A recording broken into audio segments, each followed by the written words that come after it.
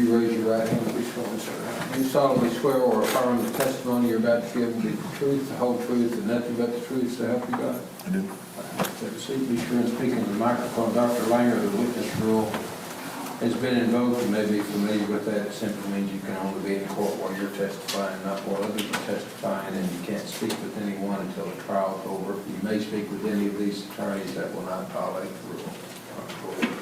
First, Your Honor, I'd like to offer what's been marked as State's Exhibit 5, which are the medical records of Michaela Smith. No objection.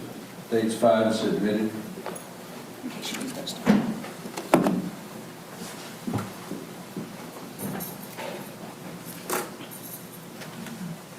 Dr. Langner, could you please give a brief summary of your educational background and training? I went to medical school at the University of Texas Medical Branch in Galveston, did my surgery residency there as well. I've been in private practice for about 35 years. And what is your occupation? I'm a general surgeon. And in fact, you've been my surgeon, just so that everybody knows, correct? Correct. Okay. And what city do you currently practice medicine in? Wichita Falls. And as part of your occupation, are you part of an acute care surgery team of doctors, I guess, for lack of a better way to explain it? Yes, I am. And can you explain to the jury what that entails? Several years ago, the main hospital in Wichita Falls decided to become very involved in trauma care. And so different ways were evaluated to provide that, and it appeared the best way was some of the local surgeons got together and formed a group and contracted with the hospital to provide those services. And there's now about 7 or 8 physicians that participate in that, some part-time, some full-time. And then I'm going to direct your attention to September 2nd of 2016. Okay. And were you working as part of that acute care surgery team in Wichita Falls on that day? Yes, I was. And did you receive a call, or were you at the hospital to respond to trauma involving potential shooting victims? That's correct. And once the victims arrived, what state were they in? There were 2 victims. One was alive. One had no heartbeat, was not breathing. The emergency responders had begun resuscitation at the scene. And the individual that didn't have a heartbeat, is that Lauren Landavazo? That's correct. And when 2 individuals who need prompt medical care respond at the same time, arrive at the hospital at the same time, what do you do? Well, we actually have plenty of resources for that. In this situation, there are several emergency room physicians in the emergency room. I happen to be in the emergency room, and I immediately went to the other victim because she was alive and had potential life-threatening wounds that we could correct. And one of the emergency room physicians took care of Lauren. And once I'd completed evaluation of Michaela and figured that she did not have life-threatening injuries, and while we were waiting on further workup, I went over and assisted the emergency room physician. And when you assisted the emergency room physician, did you have CAT scans or x-rays or anything done? There was, I believe at that point they had had a chest x-ray that didn't show any obvious thoracic injuries. I know there were multiple wounds, so what was injured and what was killing her could have been many things. The big question when I walked in the room, is this somebody we should begin some aggressive treatment like opening her chest and clamping arteries or looking for thoracic injuries? And the emergency room physician showed me what appeared to be a bullet wound to the back of her head and subsequently found another one on her head. And we suspected this was a brain injury, and an x-ray was done of her head confirming that to us, which indicated there was nothing more we could do. So Lauren Navazo would not have survived from those injuries, No, even with prompt medical treatment. no. And then with regard to Michaela Smith, what were her injuries, if any? She had wounds to her chest that basically involved her right breast. There's what appeared to be a wound into the breast, out of the breast, and then back into her chest wall. And would you describe that injury as bodily injury? Yes. Okay. Did you do surgery? No. And why did you not do surgery? There was really no indication. Fortunately, this was not a life-threatening injury, and there was no active bleeding or anything that would require an intervention. And so the bullet fragment stayed inside of her, contained inside of her body. That's correct. And then at some point in the future, could she have surgery to remove the bullet? If it's bothering her, it could be removed. Okay. And that's where she would set up a surgery and just have an elective surgery? Correct.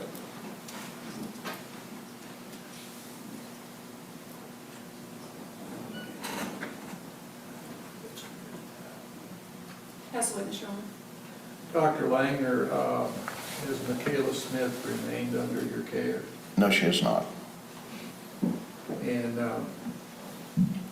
is it fair to say that many gunshot wound victims still retain the lead that enters their body? That's fair. And you went to, in medical school, you went to UT Medical School at Medical Branch of Galveston, is that right? That's correct. Thank you. Pass the witness. Many gunshot wound victims retain the gun fragments inside of their body. If you could have elective surgery, let me give you a hypothetical.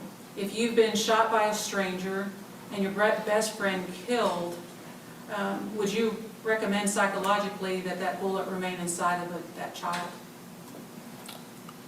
That might be a little bit out of my area, but I think that would be an indication to remove it if that was disturbing it.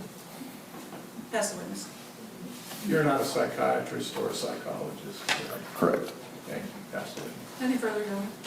Thank you, Doctor. You may step down and return to Wichita Falls. Please don't discuss the case till you know the trial's over. Very good. Thanks.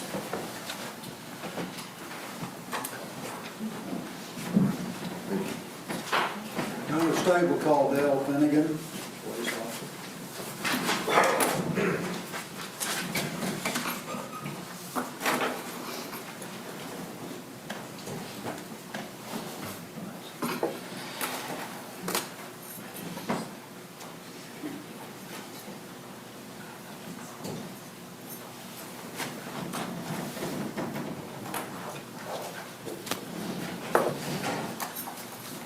Officer, please raise your right hand and swear to serve. You solemnly swear or affirm the testimony you're about to give will be the truth, the whole truth, and nothing but the truth, so help you God. That's it. Once you're seated, please speak directly into the microphone. The witness rule is in effect to remind you that means you can only be here while you're testifying and you can't talk about the case in the trial. So you need to get a little closer than that. All right, you may proceed. Thank you, Your Honor. Will you state your name, please? Dale Esteban Finnegan.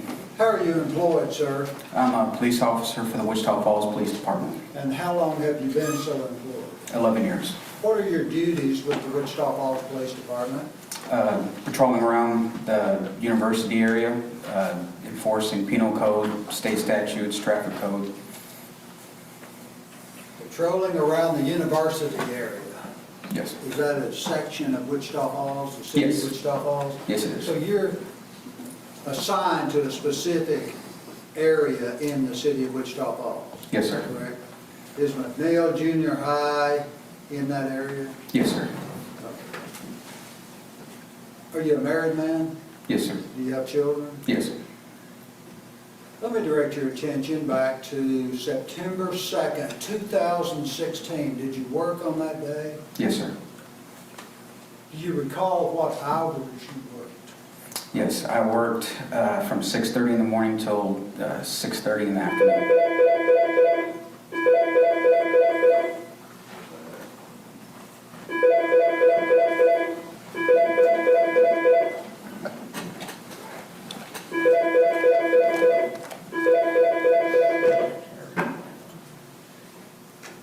Thank you. You worked a 12-hour shift that day. Yes, sir.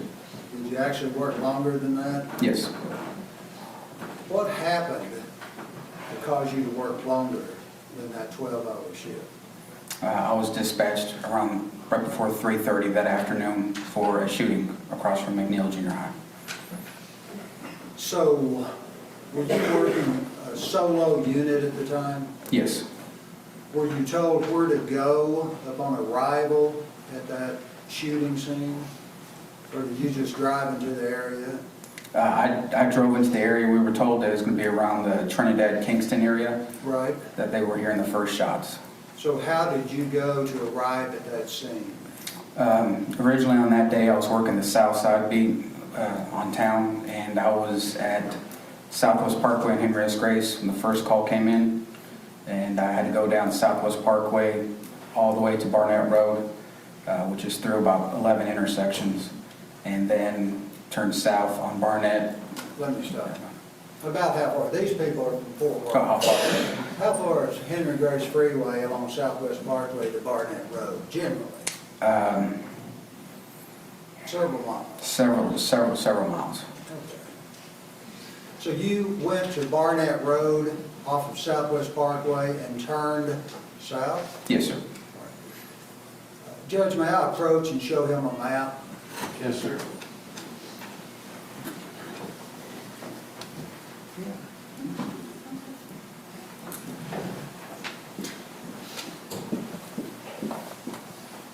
Officer, will you step down, please? She's going to stand the map up here, and I want you to point out to the jury, please.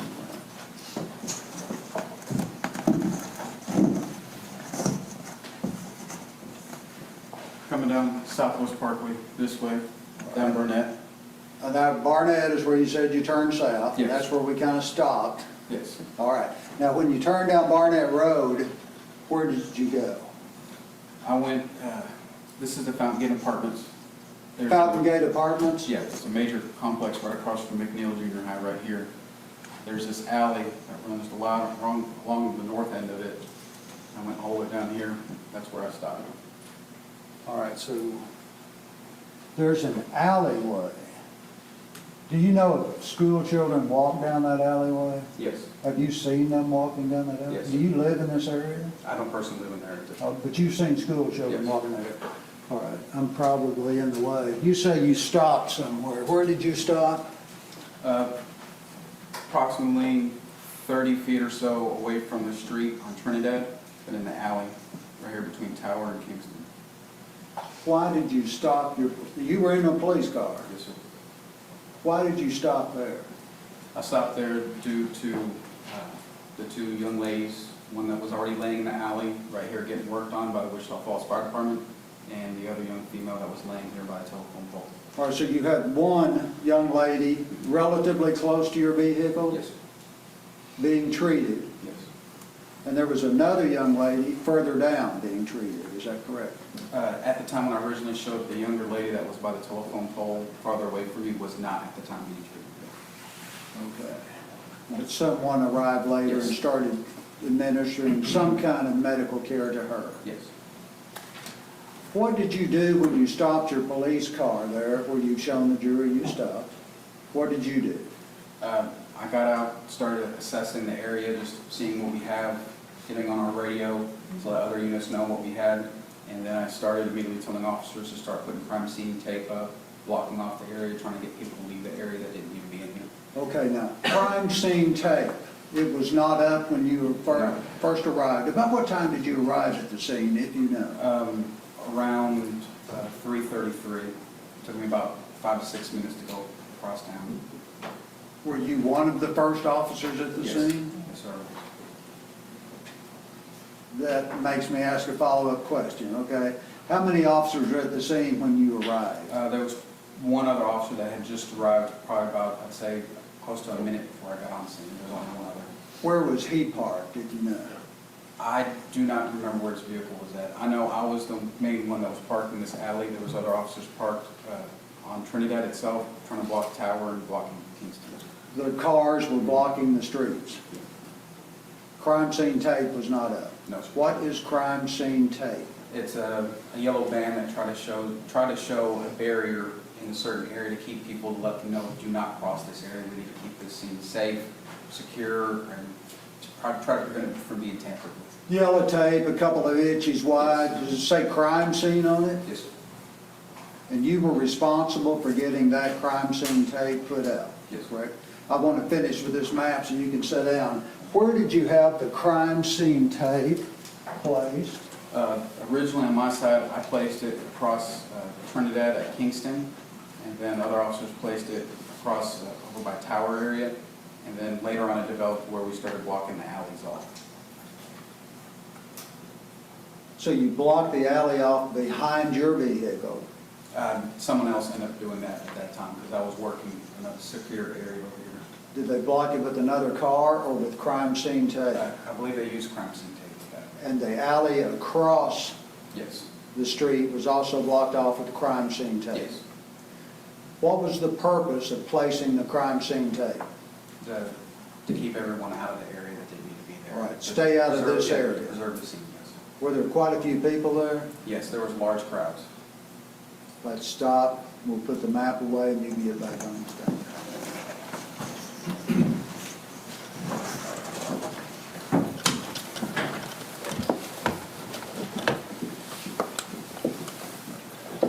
When you stopped your car, I assume you got out. Yes, sir. And walked where? Did you walk straight ahead?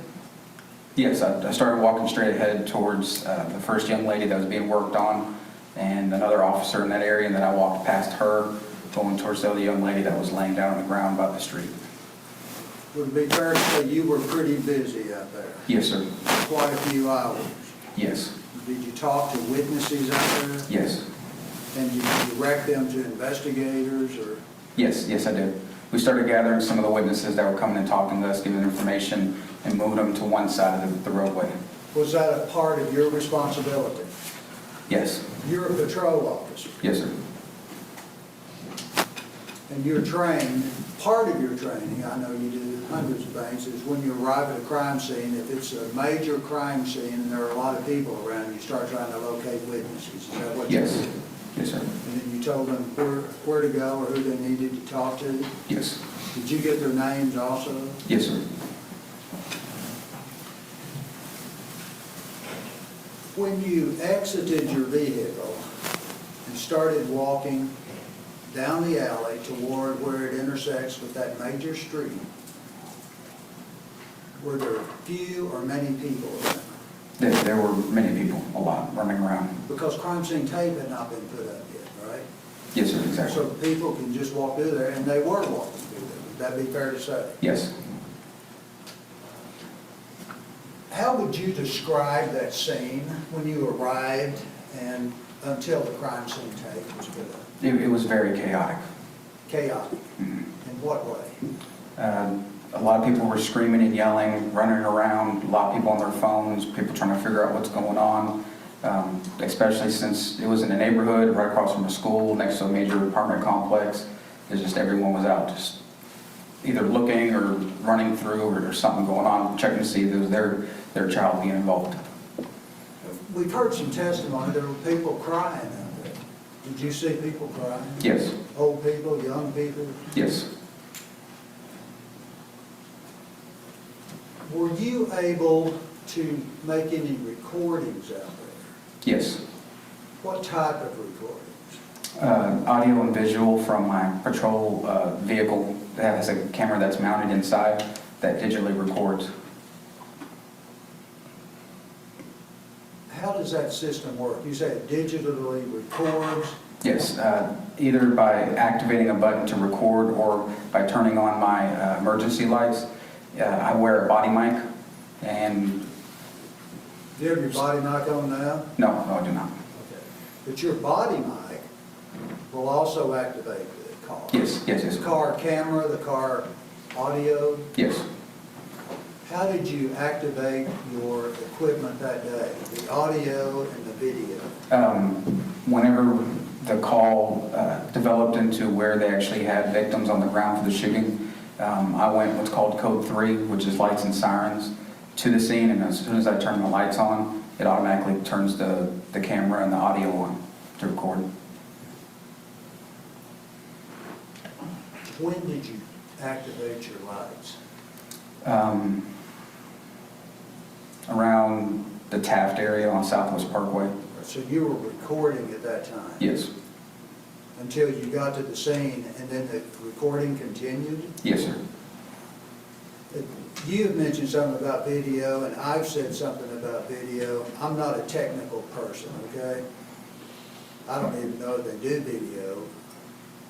I may be the only one in the courtroom that doesn't. Do you know if they do video still? Or if they call video the hard drive and other electronic medium, something like that? Yes, sir, they do. We have a server. Basically, it's like a computer, and it downloads onto a hard drive in our vehicle. And then when we get to our station, it downloads from the car to a server to store it. So when we say video, I used to mean videotape.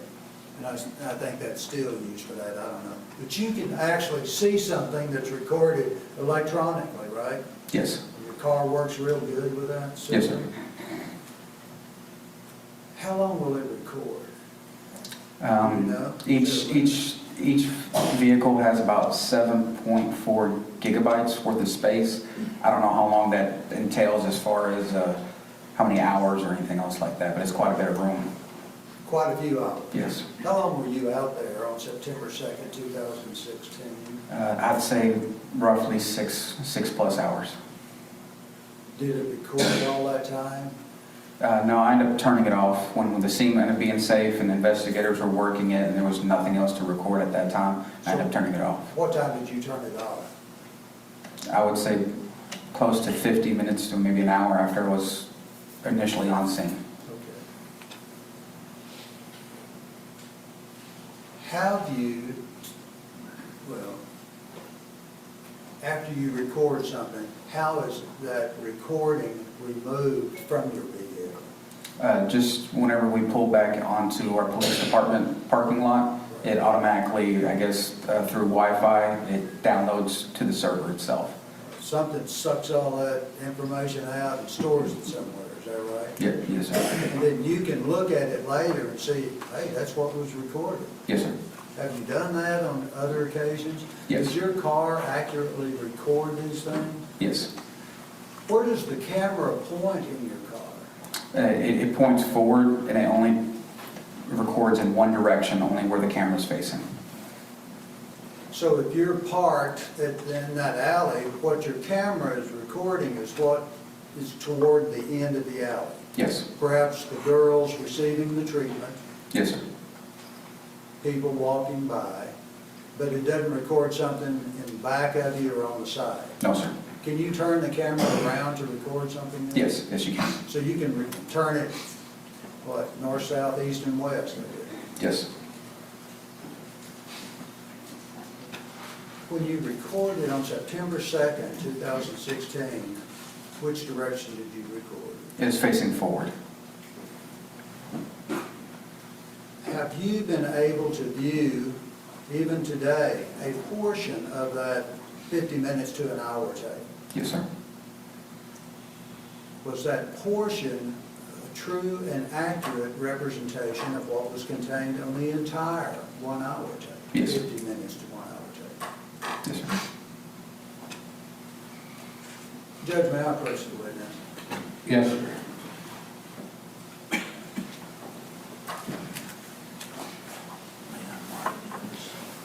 You want to put one on or just mark it?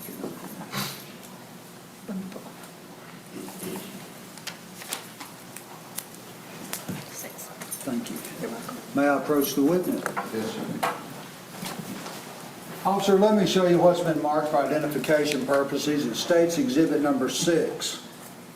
Can you identify States Exhibit number 6? Yes, sir. Okay. Really, what I'm asking you to do is identify what's contained in States Exhibit 6, okay? States Exhibit 6 is a sleeve, right? Inside that is what? The in-car video, an in-car video from my car. Is this the one you looked at earlier? Yes, sir. And does this correctly show about 15 minutes or so of what happened out there at the scene? Yes. Judge, at this time, the state will offer into evidence States Exhibit number 6 and its contents. Judge, I would request the entirety of the video, if any video is offered, not just a portion of the in-car video, but just. If you want to offer a portion of that later, you may do it. Any objection to this portion? No objection to this portion, Your Honor. Submitted. Thank you, Judge. I'll tell you what.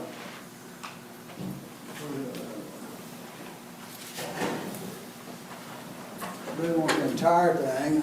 Would you mark this, please?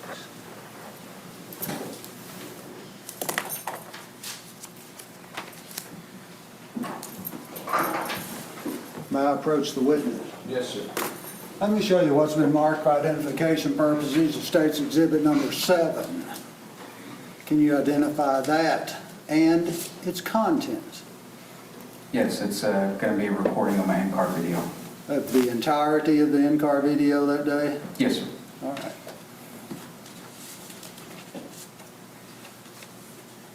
At this time, the state will offer into evidence States Exhibit number 7 and its content. No objection, Your Honor. 7 is also admitted. The judge, they can play it anytime they want to. I want to play States Exhibit number 6 at this time. Is that okay? Can you operate the equipment? No, sir.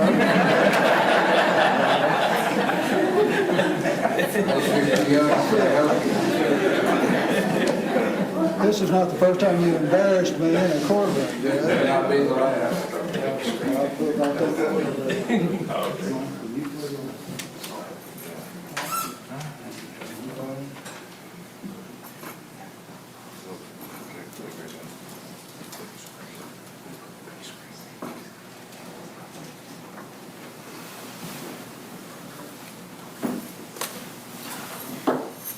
Judge, I need to make a configuration change.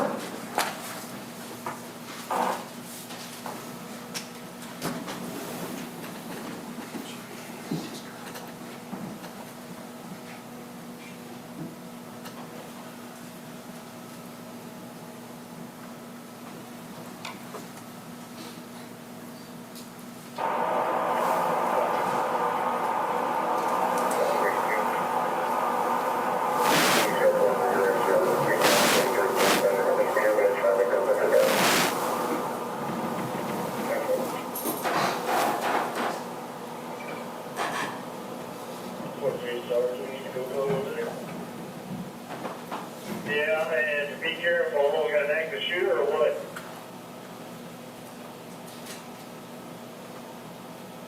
Outside 3 running.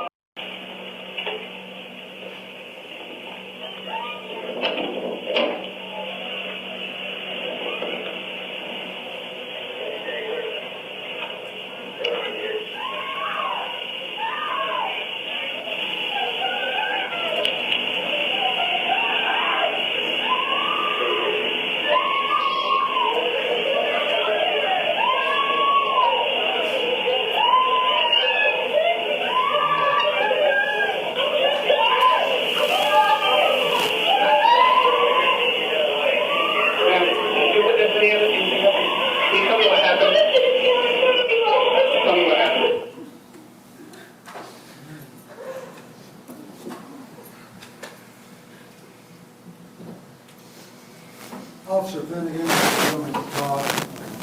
Officer Finnegan, was that correctly and accurately recorded out there that day? Yes, sir. I noticed on there was a all call for a black pickup. Was there a call put out that the suspect was driving a black pickup? Yes, sir. Originally, that was the call. That was a black pickup being involved, so that's why everyone was looking So around. there was even chaos involved in what the police were looking for, is that correct? Yes, sir. Were you out there when shots were fired later on? Yes, sir, I was. About how long was that after you arrived at the scene? I'm not positive, but I believe it was probably maybe an hour and a half after originally being on scene. And what happened? Tell the jurors what happened when we say shots were fired. I was standing securing the scene on Trinidad by Tower. Both sides of the tape was full of everyone in the neighborhood. Everyone was around, and 2 sets of shots. First time was probably about 5. The next one was close to 10. At that time, me and another officer took off running towards the sound of shots, screaming at everybody to get to cover, get to the house, go get hidden, because we still weren't sure at the time what was the cause of the shooting originally, so we thought maybe it was developing to more shots, so we took off running to try to start clearing the area, trying to see if we could find somebody. You were running toward the direction of the shots. Yes, sir. Is that correct? What were people doing, civilian witnesses out there? They took off running, In all directions? all directions. Hiding, screaming? Yes, sir.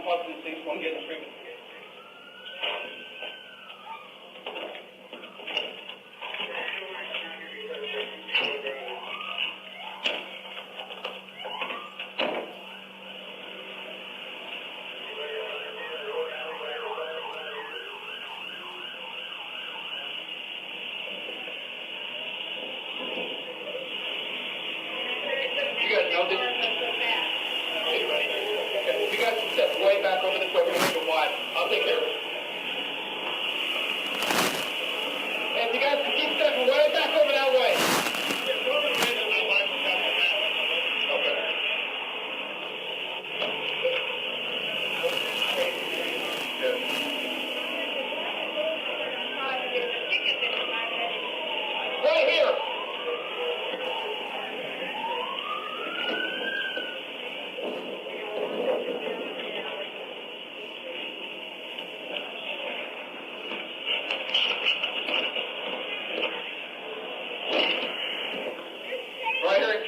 last hour. Screaming going on. You Yes. recall that? Yes. What was that? That was one of the victim that ended up passing away. Her mother had arrived on scene. Screaming, "That's my daughter." Yes. Now, the police would not let her near her daughter, would they? No. Why? At that time, we still have an active crime scene, and then AMR started, which is our ambulance crew, went to go start performing on her, start working on her. So at that time, a lot of times, relatives will get in there and start hindering what's going on. I think you told me something earlier today about that scream. What did you say? It just sends chills down your spine. It just... Every time just you hits hear it. every time. And sometimes you think about it when you don't have this on, and it Yes. sends a chill down your spine. Yes. Why is that? It's a parent grieving for the loss of their child. I'm a parent, and you just feel for them whenever that happens. So. Okay. Thank you. I believe that's all I have. Judge, just so you'll know, I've got State's Exhibit number 7 lying up here in its entirety of this thing. That's all I intend to play. I'll pass it. Cross-examination. Thank you, Your Honor. Officer Finnegan, let me just start with those other shots, just to be clear, were never linked in any way to the original shooting. No. In fact, there was some discussion about bird hunting season or something like that. I don't recall anybody discussing it at all. Okay. Now, you've been a police officer 11 years, you said? 11 years now. Is that just in Wichita Falls, or? Have you... Yes, just in Wichita Falls. And so you've had a significant amount of training, I imagine, as to be a police officer. Yes. And you've probably, in your 11 years, seen death and injury before. Yes. I imagine you've been at the scene of car accidents, Yes. assaults, other gunshot incidents. Yes, sir. Maybe even suicides. Yes. And you've been on the scene for many, many tragedies, I imagine. Yes. Now, you're testifying very calmly, and you appear to respond to the scene extremely quickly and professionally. Do you agree with me? Yes. That you did so? As a police officer, I imagine you can't afford to let your emotions or bias cloud your judgment. Correct. Because you're often making extremely important decisions. Yes, sir. And if emotion or bias gets in the way of those decisions, it could affect your life or other people's lives. Yes. In dramatic ways. Yes.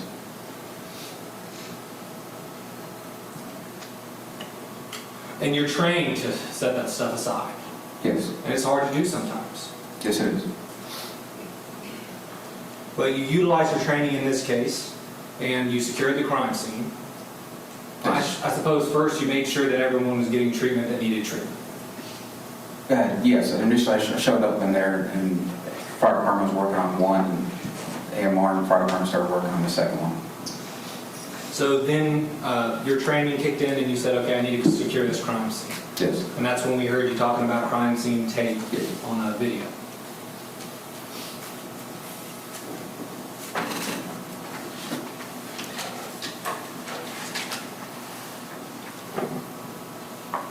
Do you have extremely special training and experience dealing with mentally ill suspects?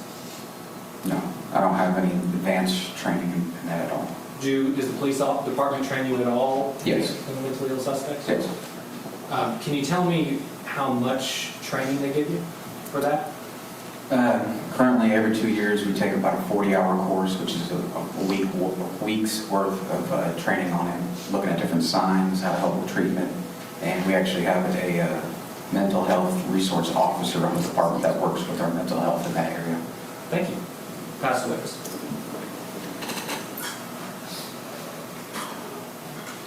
Just a second.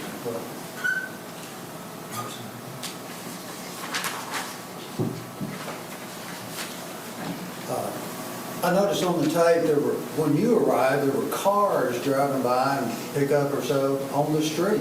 Yes. So that scene had not been secured at that time. No. if there had been, hypothetically, you as a police officer, if there had been shell casings after guns fired, some of those shell casings could have been run over by some of those vehicles, Yes. is that correct? Yes. Do you know if that actually happened out there? I don't necessarily recall. We'll have to talk to a crime scene search Yes. person for that, right? Yes. You have training in dealing with mentally ill people? I have some training, yes. Okay. What do you do if you arrest someone that's mentally ill? If they've committed an actual crime itself, violating the penal code for the state of Texas, we do take them out to the county jail.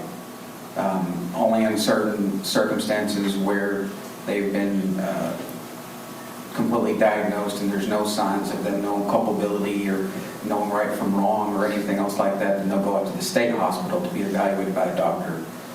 The doctor releases them at that time, then we can take them out to the county jail. All right, but sometimes if they have a mental illness, you take them to the state hospital. Yes, That's what you're required to do, if they exemplify some kind of mental illness that Yes. requires treatment. yes, Are all of you officers trained like that? yes, So if someone's arrested and they exemplify mental illness, you are required by the Wichita Falls Police Department to take them to the state hospital. not right off the bat, no. When? It only depends on the nature of the crime. Initially, sometimes some people might just try to hurt themselves or some minor form of self-defense violence, pushing around. Just at that point, then we can take them safely to the state hospital. The state hospital, though, if they're too violent for that at that point, they can go straight to the county jail. But our first resource, depending on the type of crime it is, we still take them out straight to the jail.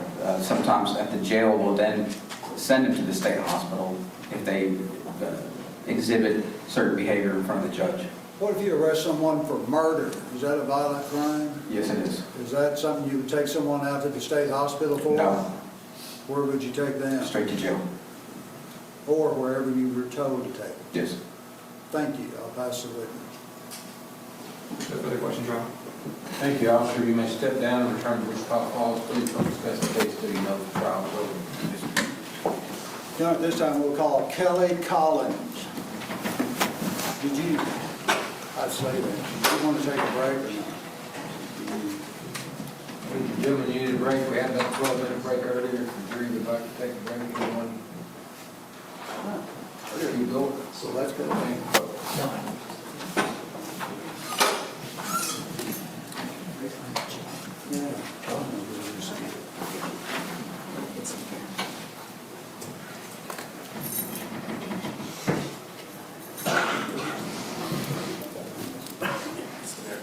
Raise your right hand. You solemnly swear or affirm the testimony you're about to give will be the truth, the whole truth, and nothing but the truth, so help you God. I do.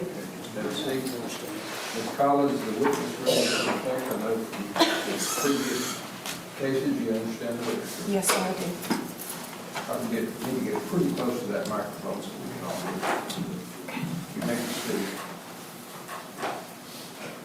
Thank you, Your Honor. Will you state your name, please? My name is Kelly Collins. Ms. Collins, how are you employed? I'm a crime scene technician with the Wichita Falls Police Department. What does that mean? What do you do as a crime scene technician?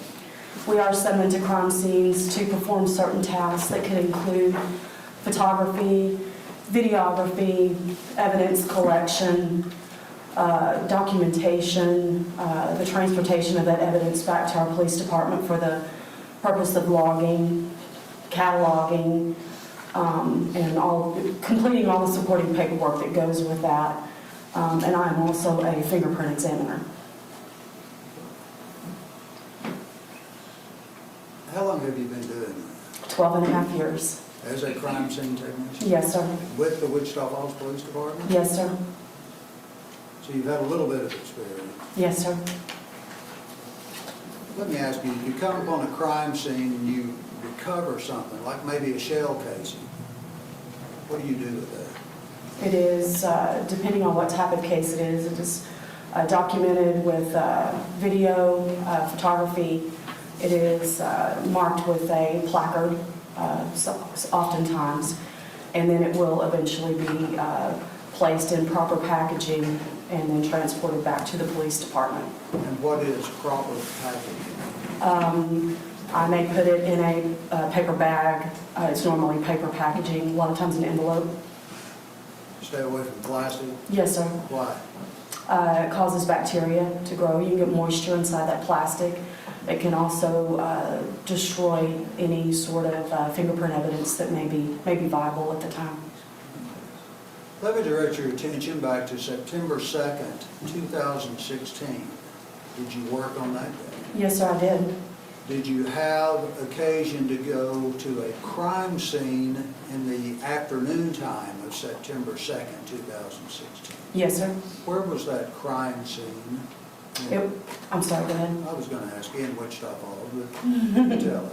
It was what I term to be the South Alley in the 5200 block of Kingston, where that east end of that alley emptied out into the 4800 block of Trinidad Street in Wichita Falls.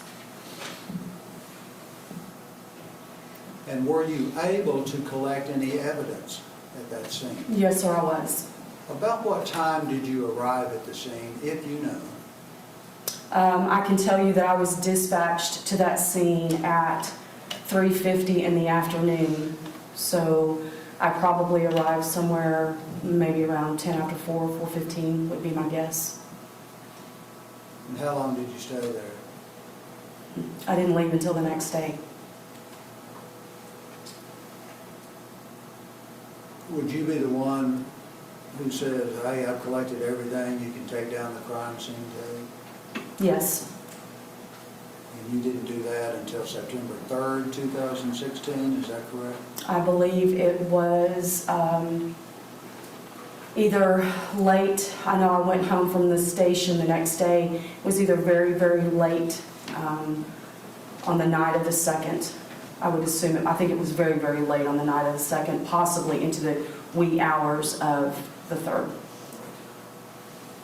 Did you understand there were multiple victims at that crime scene? Yes, I did. Were those victims there at the time you arrived? No, sir. They had already been removed, is that correct? That's correct. So what did you do in order to secure this crime scene or start your search for evidence? How did you do that? Tell the jury. In a situation such as this, what happens is we go out, and the first thing that I will do is videotape a crime scene exactly how it sits at the time. Then it is documented via photography, and then we will start systematically going through and looking for our evidence, and at that time we will mark what we can see with yellow placards. The scene is re-videoed and then it is re-photographed. And then we proceed with our evidence collection once we feel like we have gotten everything that we can see at that point. There are times, such as in this case, when I moved evidence and was able to locate additional evidence. So in that case, I put down additional placards, I re-photograph, re-video, and then we'll collect that evidence.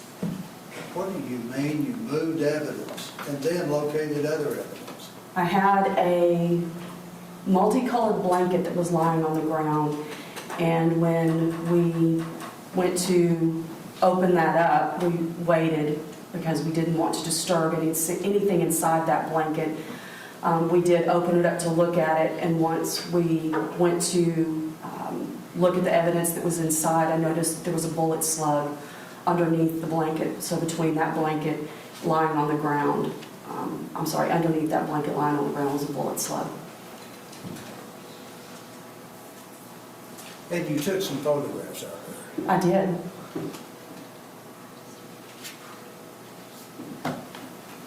Judge, may I approach? Yes, sir. And have some items marked for evidence? Yes, sir. We need, okay. I want to keep those in a certain way. I'll put the tags on and you can mark it. That'll work.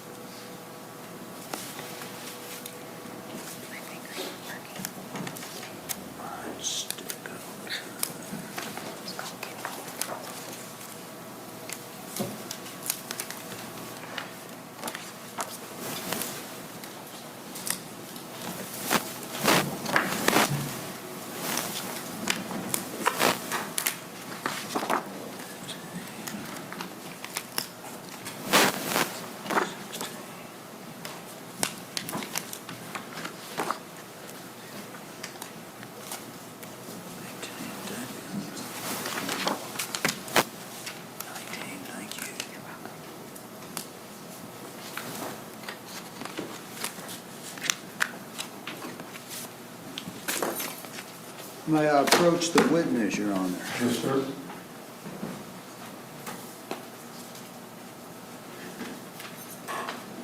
Ms. Collins, let me show you what's been marked for identification purposes. It states exhibit number 8, 9, 10. Judge, I'm not going to call out other numbers. I'm just going to say through 19 inclusive, if the court understands what I'm saying. Yes, sir. Would you look at states exhibits 8 through 19 inclusive and see if you can identify those exhibits?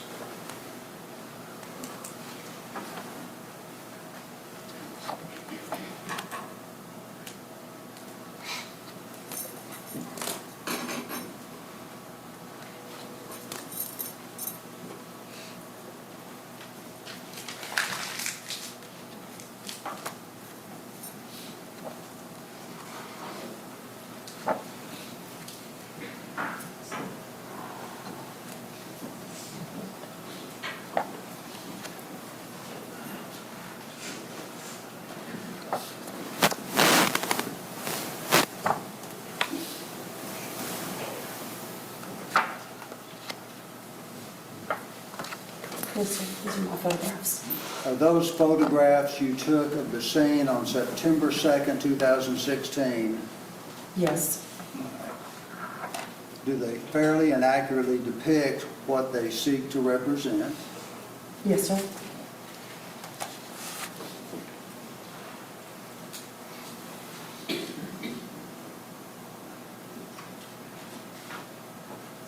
So that we'll know what we're talking about. You're talking about photographs, and I'm just going to put this over here on the other side of it, okay? Can you point out the area where these photographs were taken?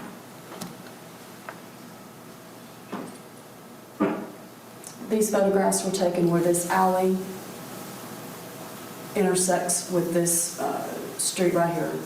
All right, so where the alley between Tower and Kingston intersects with Trinidad, is that correct? That's correct. And do these photographs help you explain to the jury how you conducted your crime scene search? That's my intent. Okay. You hope they do. Yes, sir. I think there are 1,000 pictures in this case. You took lots more than this, didn't you? Yes, sir. Okay. Judge, at this time, I'm offering into evidence State's Exhibit number 8 through 19, inclusive, with the representation. There's 1,000 other pictures that these people want to show them, okay? But I'm only talking about these right now.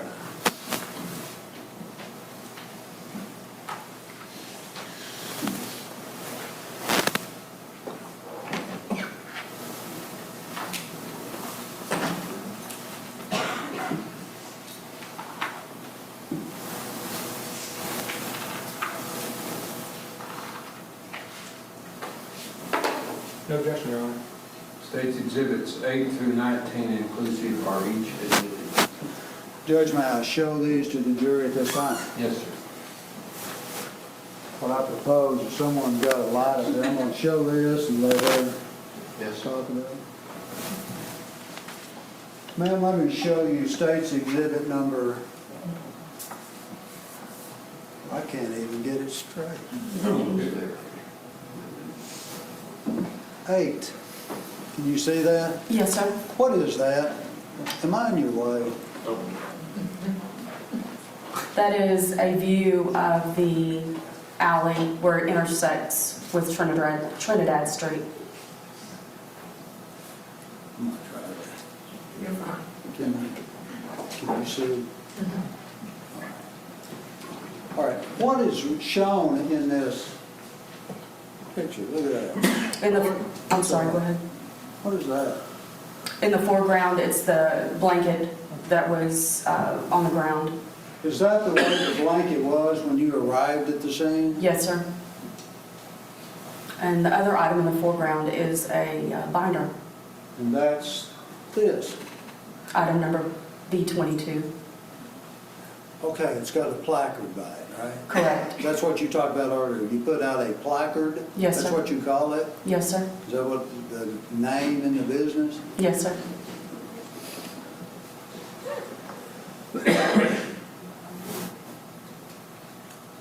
Let me show you then. Is there anything else in there that you can explain to us right now? What I want to show is, we have these other placards out here, right? Yes, sir. So looking from the alley outwards into the street, you've set up other placards. Yes, Why? to mark my evidence. You have other evidence out there Yes, sir. marked by a placard. Each placard represents some item of evidence. That's correct. Okay.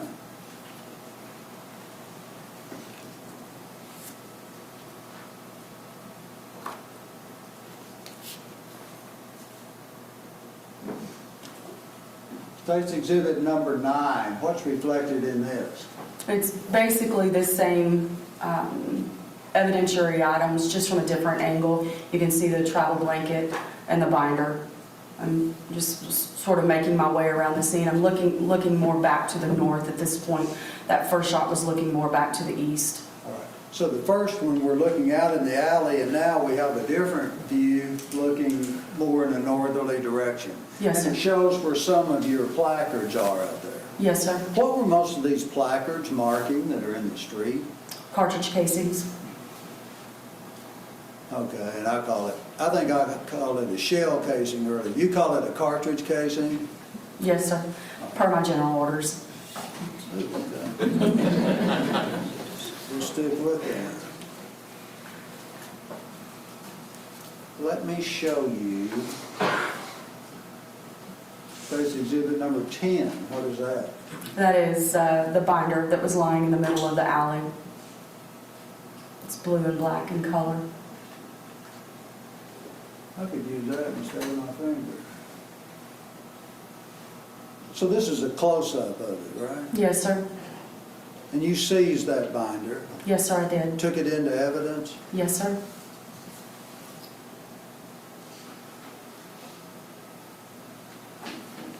Let me show you State's Exhibit number 11.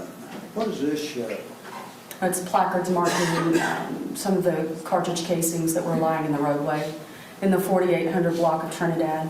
Okay, so we have 2, 3, 4, 5, 6, 7, 8, 9. That out there, that's looking north in the street, is that correct? That's correct. And those are cartridge casings? Yes, sir.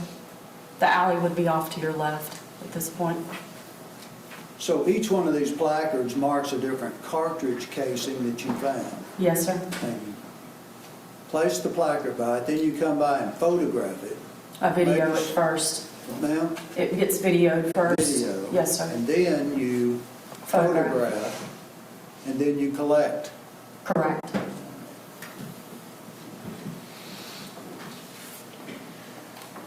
And to help us understand a little more, State's Exhibit number 12. This is a close-up of placard number 2. That's correct. And it's set by a, what, cartridge? Yes, sir. Cartridge casing. Yes, sir. Can we call it a spent cartridge? No. That works for me. Okay. Just testing your orders. I don't know what they are. This one looks like it might be a little flattened. Yes, sir. What caused it to be flattened? Upon my arrival, I can tell you there were numerous vehicles in the roadway. I know there was a lot of emergency personnel at this scene. There are a lot of things that could have caused that damage. It was damaged upon my arrival. Several of them might have been run over by vehicles or whatever. Someone may have stepped on them. It's possible. You just don't know what happened to them. That's correct. You know, after you arrived at the scene, nobody was messing around with them. Is that correct? That's correct.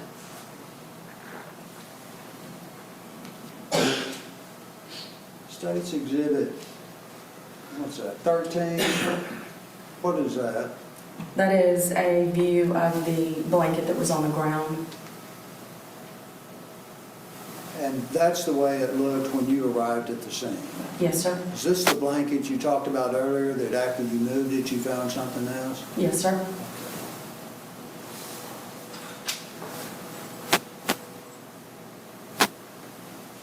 State's exhibit number 14, what is that? That's an overall view of the contents of the blanket once we opened it. All right, it looks, I'm not gonna say what it looks like. You tell me what's in the picture. There is a lot of medical debris inside that. I recall there being 2 towels that were saturated with suspected blood. And at about 2 o'clock, there is a book, a Stephen King book, that appeared to have what I suspected to be a bullet defect, and pretty much everything inside that blanket had suspected blood on it. Did you surmise from what was found inside that blanket that medical personnel had been at the scene and just pitched some items into the blanket? Yes. After they were used? Yes. And they might have moved some evidence like the Stephen King book. You don't Yes. know where it was. I do not. You just know it ended up in a blanket. Yes, sir.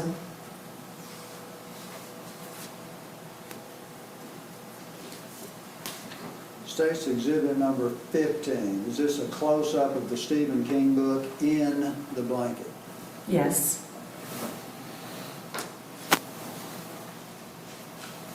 And you collected that? I did. State's exhibit number 16. What does this show? That shows, it's a photograph of the scene after we added, I believe it was items number 30 and 31. I believe 31 was the bullet slug that was under the blanket. And I believe 30 is a metal fragment. Okay. You found the metal fragment, you recovered it, and let someone analyze it if they need to. It was turned in, submitted to the property room. Okay. And 31 would represent the blanket moved and something underneath it. Correct. And State's Exhibit 17 is a close-up of your placard number 31, and it shows a piece of metal. Is that correct? That's correct. And that's what you were talking about was underneath the blanket once you moved that evidence. Yes, sir.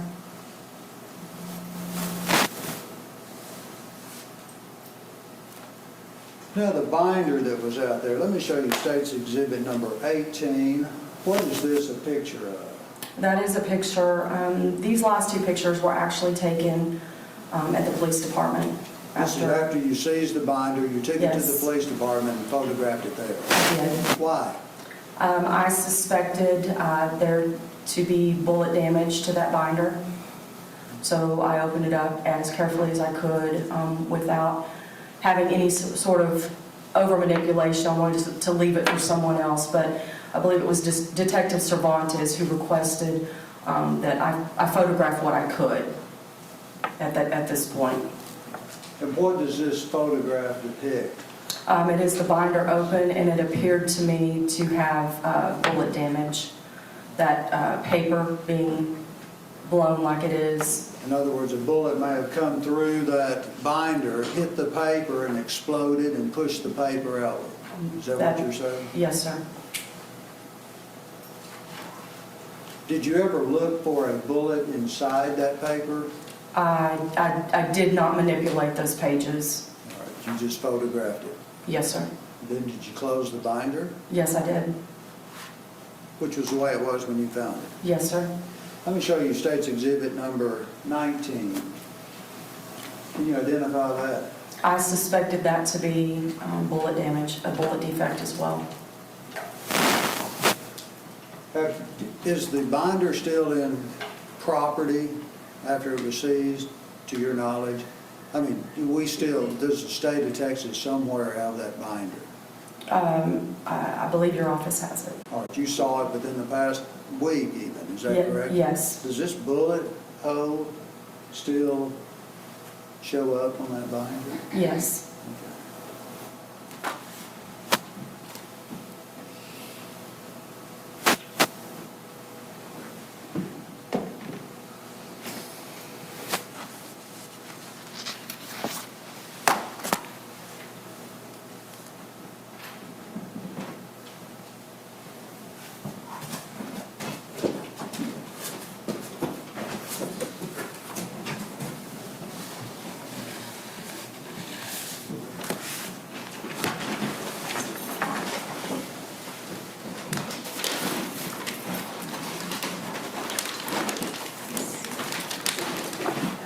Judge, may I approach, have another item marked? Yes, sir.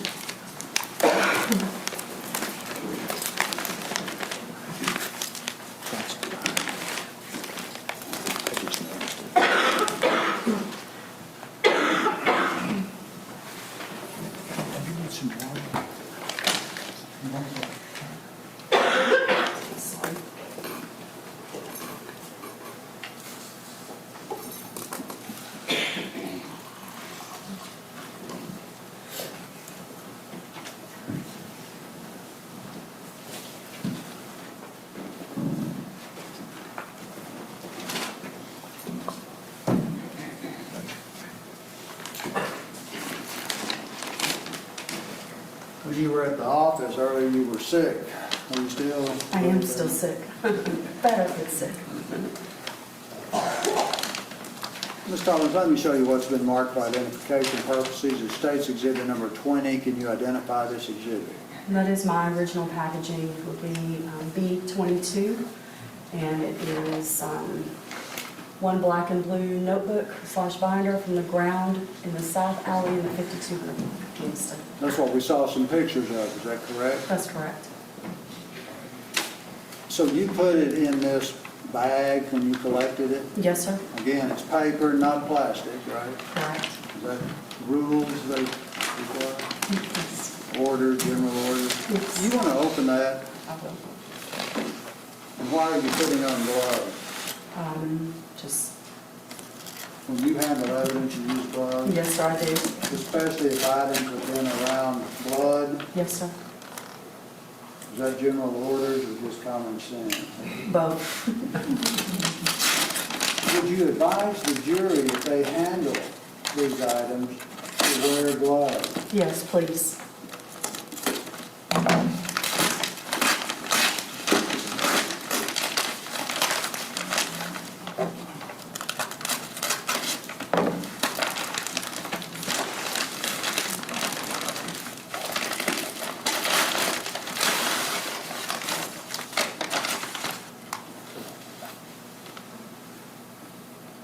And this is the binder you seized, is that correct? Yes, sir.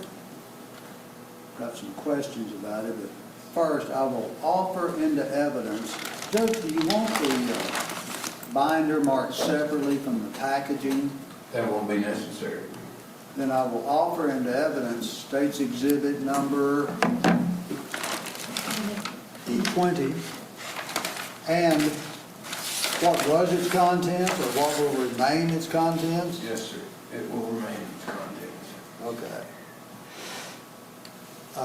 I will tender it to defense counsel for him to say that I'm not going to pick it up and take it over there. He can come and do it with No, it. I don't have any objection to this item, these items. Page 20 is admitted to be in the binder and its evidence packaging.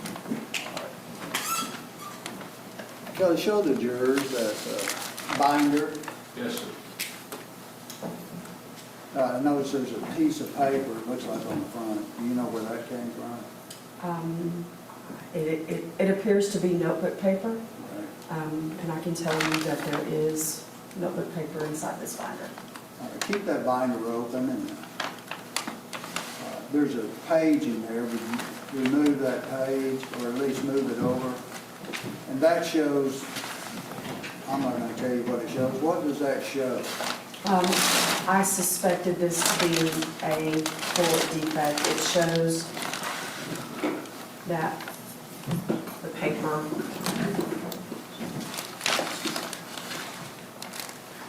is kind of fountained out, for lack of better terminology, up here at the top. And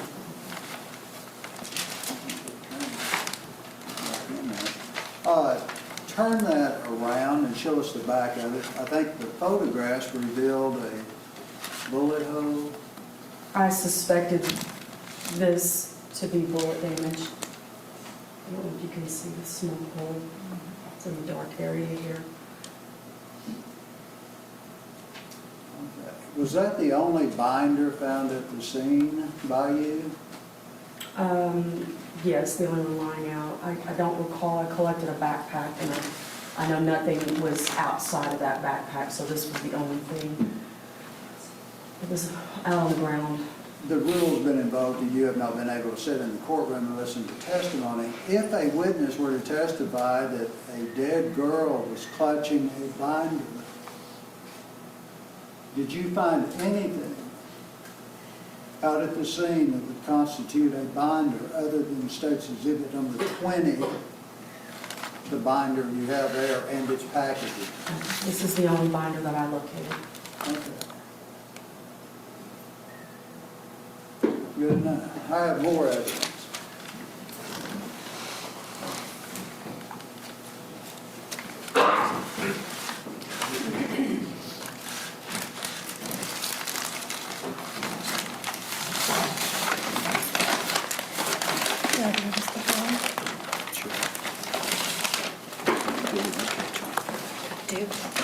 Judge, can I approach the witness? Yes, sir.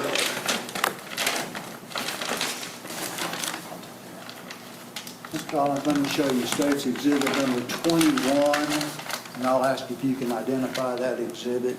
This is my evidentiary item B21A, and it's one Stephen King book with suspected blood and bullet damage. It came from inside that travel blanket, that blue blanket that we've been talking about that was lying on the ground.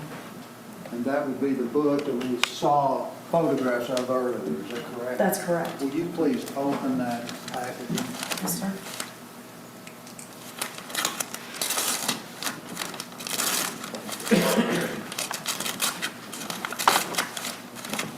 Same question, Judge. You don't want this marked independently, the contents, correct? Won't be the need for that. And I don't need to ask that every time, do you?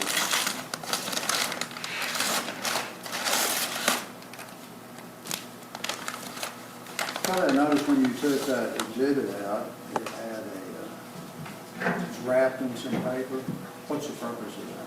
I used this paper when I photographed that book. The exhibit was either 18 or 19, I believe it was. The photographs that I took Yes, ma'am. of the photographs that I took of the binder, I photographed this book at the same time. I used this paper underneath the book to possibly preserve any trace evidence that may have been there. Oh, okay. Is that in the order?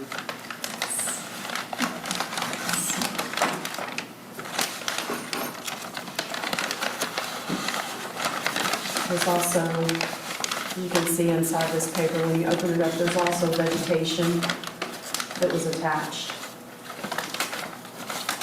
And this was picked up, so we need to preserve. All right, so when you collected the book out of the blanket, there were some particles attached to it that have been, what, kept inside the wrapping? There were also more small pieces of the white paper that we discussed earlier. They're in here as well. Do you know where the white paper came from? You don't have any personal knowledge? do you? No, I don't have any. You could only speculate. That's correct. And we're not supposed to speculate. right? That is correct. Show us that book.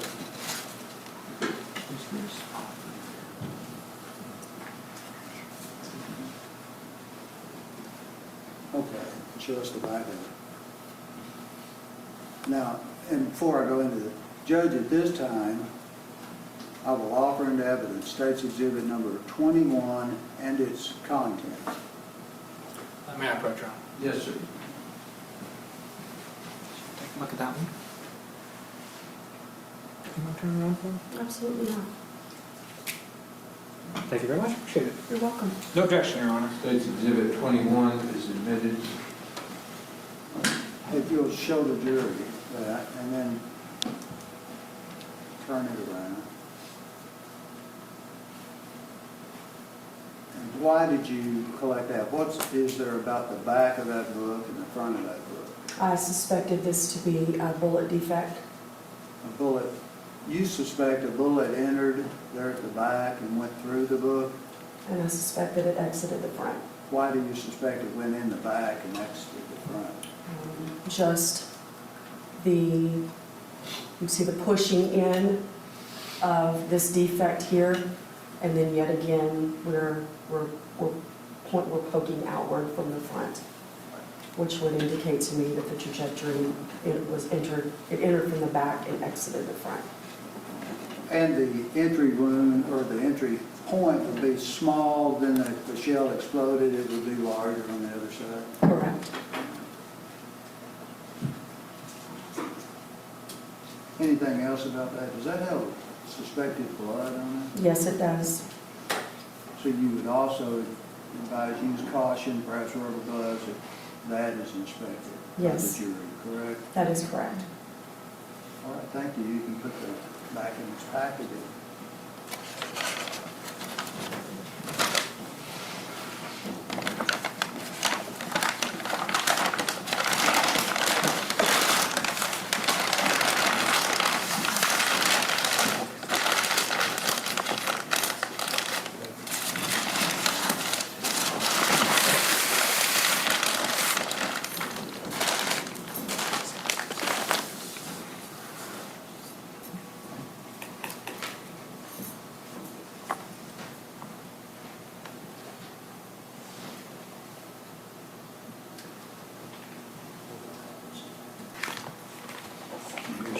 Judge, I'm sorry. May I approach her? I'm just walking around like a home clothes.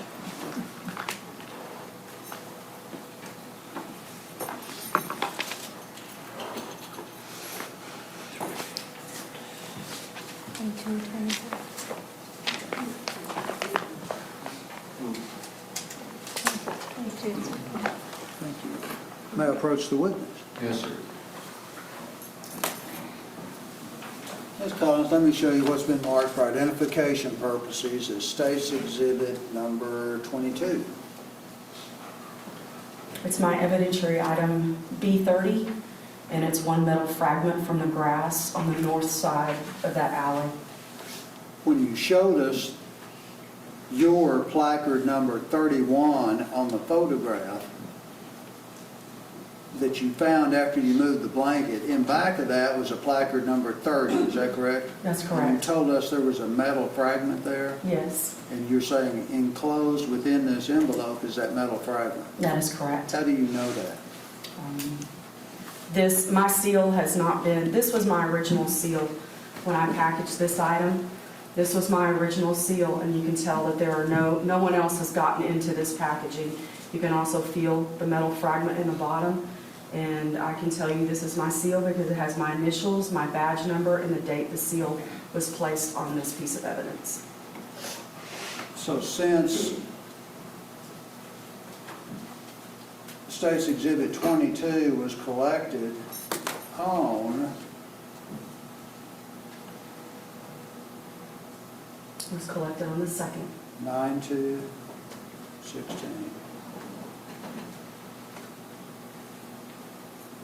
this does not appear to have been opened, is that correct? That is correct. And you checked it into the police property room after you recovered it and took it to the police department? That is correct. Is that what you do with evidence? Yes.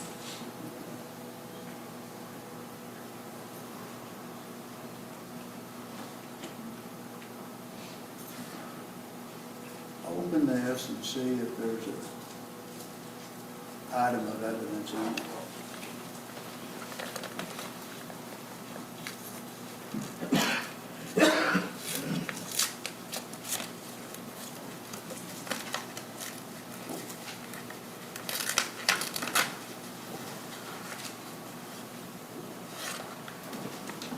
A metal fragment. Exactly what was supposed to be in it, correct? That's correct. All right, thank you. You can put that in. Would you advise using rubber gloves to inspect that item? Yes, I would. Okay. And since no one else has opened that, at this time, the state will offer into evidence State's Exhibit number 22 and its content. No objection. It's admitted. It's all right to handle the envelope, but not the contents. Yes. Show you what's been marked for identification purposes as State's Exhibit number 23. What is that exhibit? It is my evidentiary item B31, which is the bullet slug from the ground beneath the travel blanket. So So that's the item you found after you moved the blanket. That is correct. Does it appear to have been open since you turned it It does. in? Okay. So when you collected placard number 31 fragment, what did you do with it? I placed it in this envelope, and it was sealed and turned into our property room. And what happened, you don't have any personal knowledge as to what happened to it after that? No, I do not. When you collected State's Exhibit number 23, and placed it in the envelope, did you change, alter, add to, or detract from it in any way, other than by placing it inside the envelope and marking your identifying information on it? No, I did not. And then you checked it into the property? That's correct.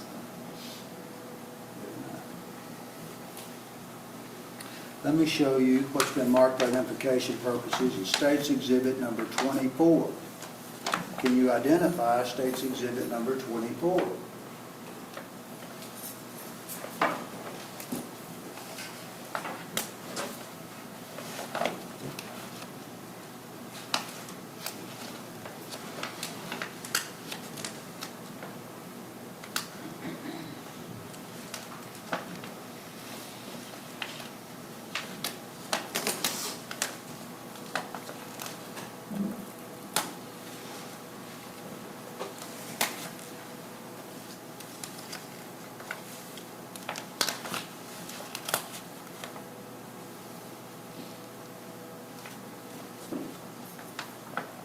This appears to be 22 caliber cartridge casings. One of them collected by another crime scene technician. Yes, sir. I'm not trying to run into that. And you can't testify as to that, can you? I cannot. And that would be the one marked, what number? F7. F7? Mhm. Let me ask you to tell us what you can identify then about State's Exhibit number 24. May I open it? Of course.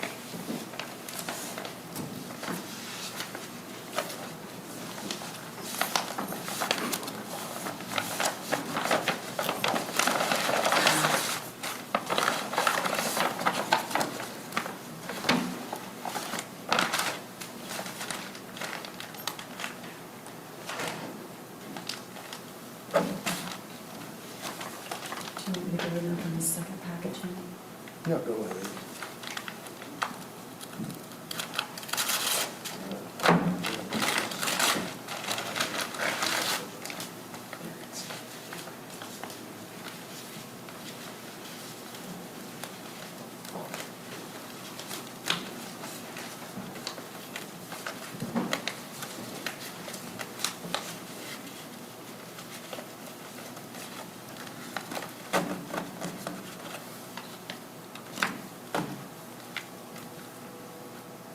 These are the 15 cartridge casings from the roadway. You found 15 cartridge casings on that roadway. Yes, I did. Let's see.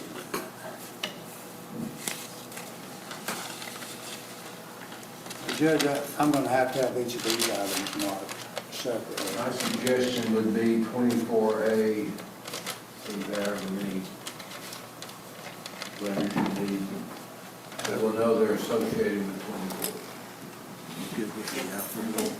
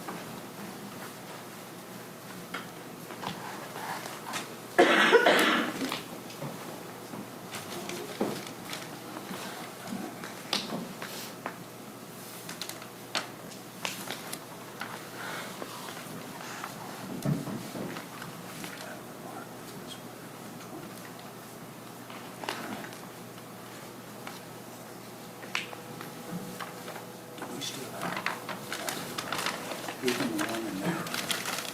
So that you could-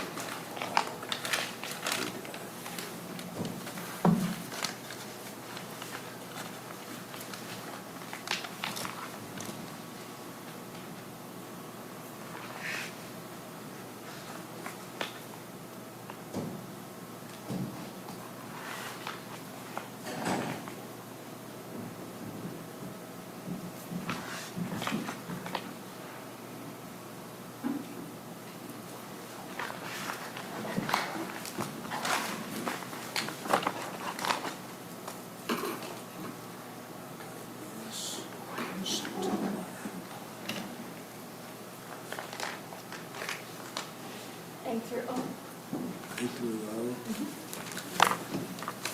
Now this.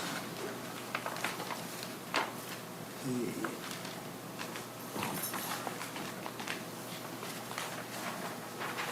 And there's an envelope inside. You can mark Q.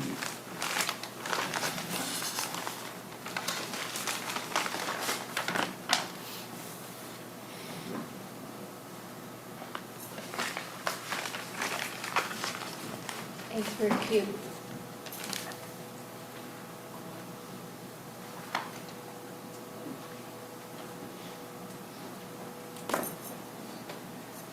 Let me show you what's been marked for identification purposes as States Exhibits 24A, 24B, through and including 24O, if the court understands what I'm doing. Yes, sir, I do. Can you identify those exhibits? They're my evidentiary items B2, 3, 4, 5, 6, 7, 8, 11, 12, 13, 14, 15, 16, 17, and 18. Okay. The first thing apparent is you skipped a couple of numbers, right? I did. Why? I had 2 pieces of evidence just in going in the order within which I was working. I had 2 pieces of evidence that were on a sidewalk next to a wooden privacy fence. And they were not cartridge casings. They were actually 2 flip-flop sandals. So I made those, they ended up being 9 and 10. Let me show you what's been admitted into evidence of State's Exhibit number 4. Can you identify this? Those are the 2 flip-flops.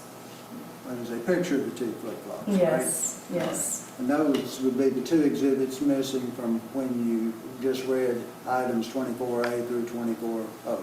Correct.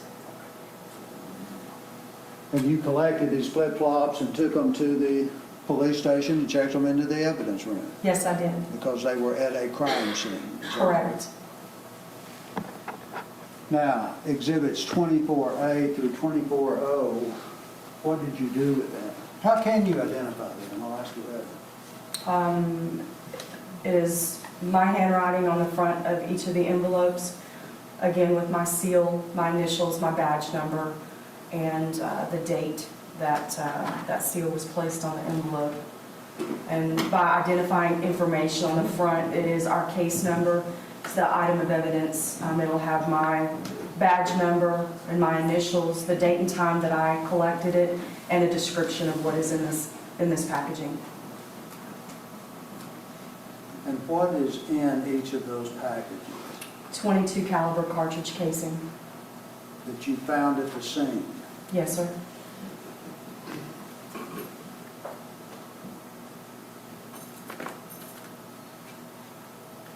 I've got to. I need you to open each one of those and just be sure there's a casing inside. They've got to be opened anyway, Judge. Go ahead. Do you have some scissors? Would scissors help? You're a little bit quicker. Can I check in the back? Check. Costume's gonna check for you. Ron?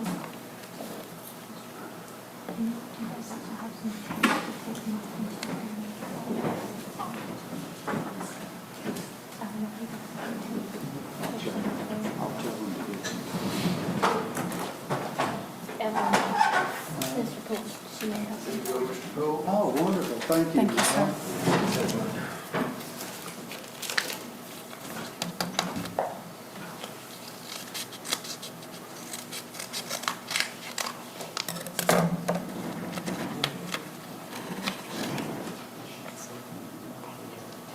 Tape.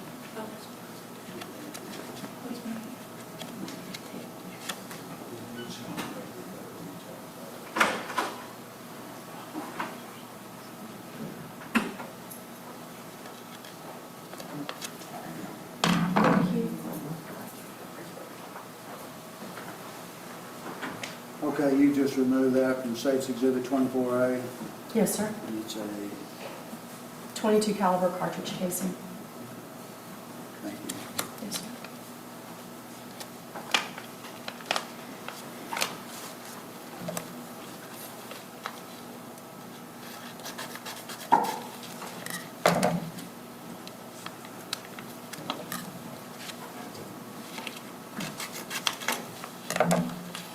I think the 22 caliber cartridge casing is what was supposed to be in there, right? That is correct. Did you mark your initials or anything on the cartridge casing, I did not. just on the packaging? That's correct. Is that general order? Yes. That is yet another Cartridge casing?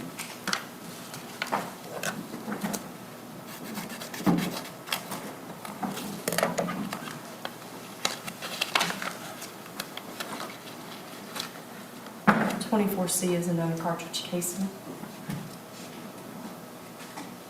Okay.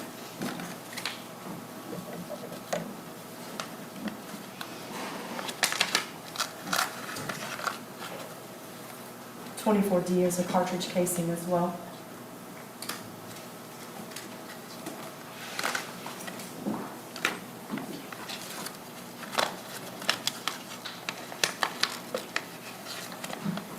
.24E is a cartridge casing.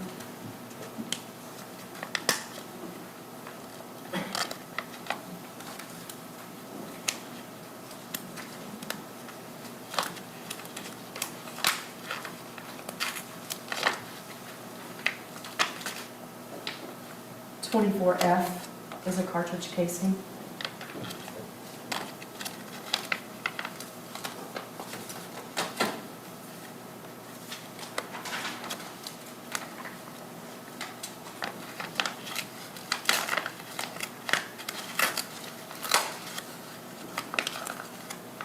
.24G is a cartridge casing.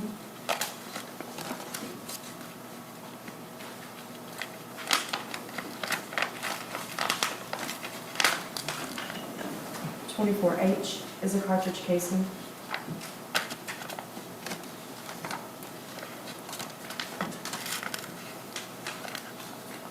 .24I is a cartridge casing.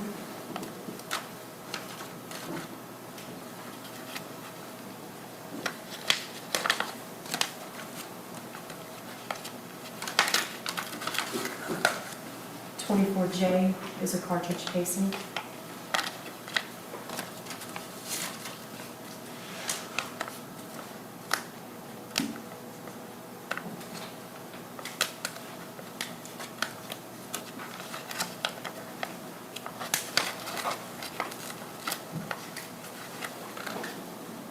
.24K is a cartridge casing.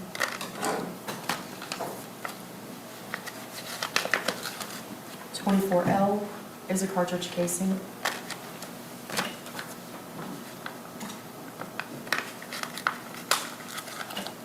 .24M is a cartridge casing. .24N is a cartridge casing.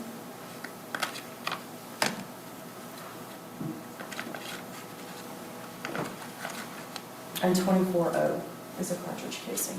And Kelly, were cartridge casings supposed to be in all of those envelopes? Yes, sir. And they were, right? Yes, sir.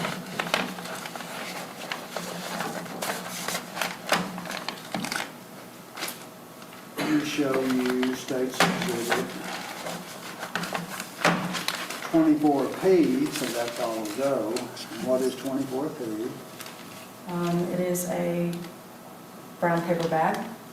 And items 24A through 24O were contained in 24P when you opened State's Exhibit 24, right? Yes, that's correct. And State's Exhibit 24Q, can you identify this? It appears to be packaging. Not your packaging, is it? No, it is not. John, at this time, the state will offer, for record purposes only, State's Exhibits 23, 24, 24A through 24Q. No objection, Your Honor. State's Exhibits 23, 24, 24A through Q exclusive are admitted.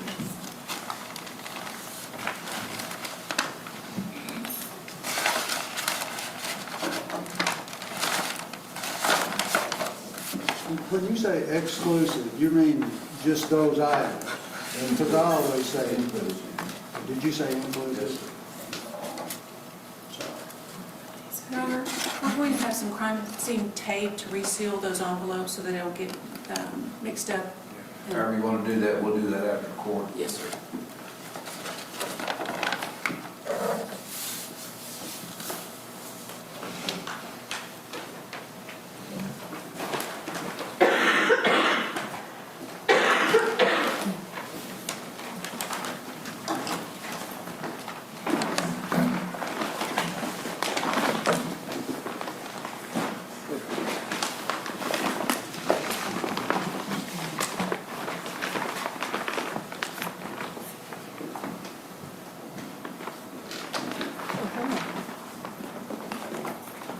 Ms. Collins, let me show you what's remarked for identification purposes. The State's Exhibit number 25. Can you identify that exhibit? This is my evidentiary item B21, and I have it labeled as one turquoise, navy, and white travel blanket containing one black hand towel with pumpkins, one turquoise, orange, and yellow hand towel, assorted medical debris, all with suspected blood, collected from the ground on the north side of the south alley in the 5200 block of Kingston. And would that be the blanket you told us about that had various medical items wrapped up in it along with the book? That is correct. Would you open State's Exhibit 25 to be certain that those are the contents?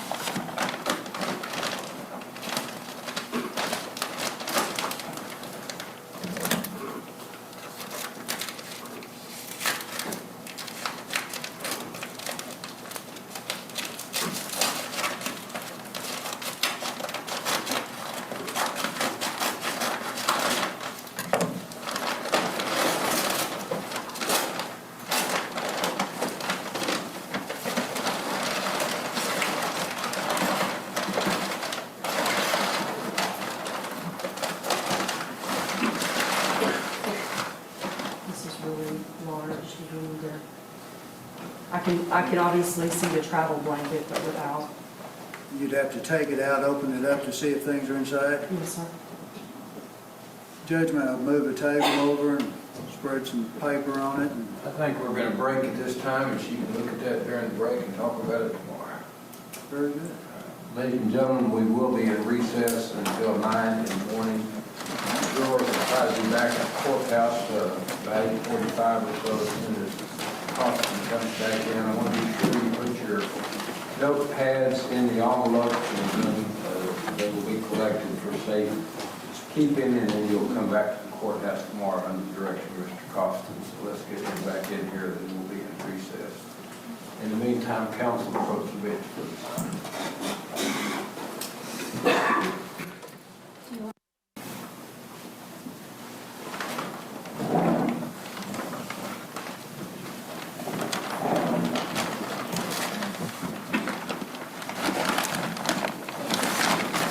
Again, ladies and gentlemen, we're recessed until 9. Try to be here between 8:45 and 9. Be sure that Mr. Costin has your notepads and your envelopes, and they will be stored for safekeeping and returned to you in the morning.